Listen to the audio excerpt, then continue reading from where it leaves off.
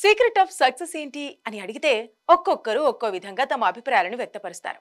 అయితే కష్టాన్ని మించిన సీక్రెట్ మరొకటి లేదు అనేది కొందరు మాత్రమే ఒప్పుకునే సత్యం. ఈ విషయంలో సినీ తారల సక్సెస్ మంత్రం ఏమిటో తెలుసుకోవడానికి అభిమానులకు కుతూహలంగా ఉంటుంది. సారంగపాణి జాతకం సినిమాతో వస్తున్న ప్రియదర్శి ప్రమోషన్లలో భాగంగా కొన్ని ఆసక్తికర సంఘటనలను చెప్పుకొచ్చాడు. అదేంటో హ్యావ్ ఎ లుక్.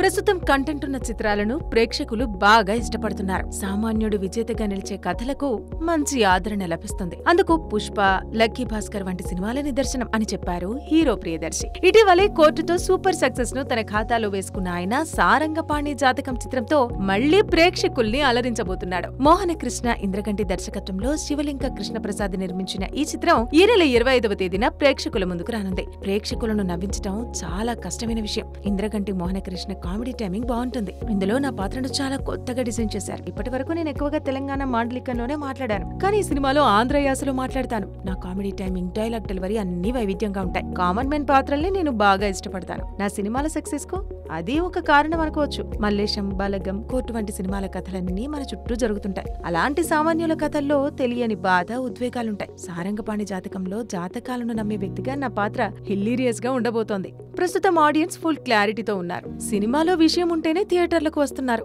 ఒకప్పుడు దర్శకుడు ఇంద్రగంటి మోహనకృష్ణ గారితో ఓ ఫోటో దిగితే చాలనుకునేవాడిని. అలాంటిది ఆయన సినిమాలో నటించడం అదృష్టంగా భావిస్తున్నా అని ప్రియదర్శి అన్నాడు. యాక్టర్ కాకముందు ఒకసారి జ్యోతిష్కం చూపించుకుంటే సినిమాల్లోకి వెళ్లడం కష్టమని అన్నారు అని ఓ ఇంటర్వ్యూలో నవ్వులు పూయించాడు ప్రియదర్శి.